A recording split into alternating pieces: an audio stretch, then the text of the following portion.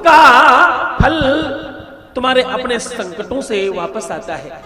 मैं सीधे कहूं तो तुमने किसी भी प्रकार का कोई पाप ताप किया हो तो उसका फल है कि तुम्हें दुख मिलता है। क्या दुख जीवन में आता कैसे है? दुख आता है तुम्हारे किसी भी कर्म के फल से।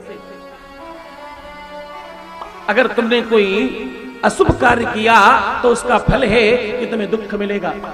तुमने कोई शुभ कार्य किया तो उसका फल है कि तुम्हें सुख प्राप्त होगा। हाँ, शिव महापुराण कहती है जीवन में अगर तुमसे जाने अनजाने भी किसी भी प्रकार का कोई पाप हो रहा है, ऐसा तो कोई ही, एक तरफ मैं तुम्हें कह रहा हूं ऐसा कौन है जिसके जीवन में दुख नहीं, और दूसरी तरफ मैं तुम्हें कह रहा हूं ऐसा कौन है जिसके जीवन में किसी भी प्रकार का पाप नहीं हो रहा। गौर से सुनना,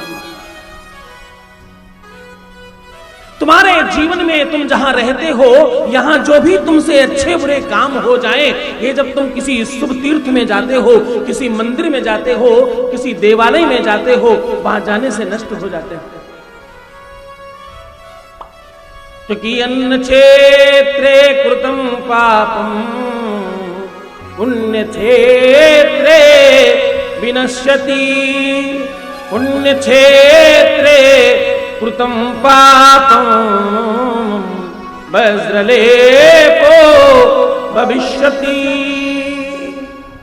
पुण्य क्षेत्र में किया हुआ पाप, जो भी तुम्हारे अन्न क्षेत्र का, जहां तुम रहते हो, जहां रोजमर्रा के काम करते हो, वहां अगर तुमसे कोई पाप हो जाए तो वो मंदिर में, देवालय में, तीर्थ में जाने से नष्ट हो जाता है। लेकिन अगर कोई तीर्थ में पाप हो जाए तो वो विश्व के किसी भी कोने में जाने से नष्ट नहीं होता, बस लेपो भविष्यति। और उस पाप का फल है कि तुम्हारे जीवन में पितृदोष, वंशदोष और नैसर्गिक दोष बनते हैं। तुम्हारे जीवन में नाना प्रकार के दोष उत्पन्न होते हैं और तुम्हारा वंश और कुटुंब दुखी हो जाता है।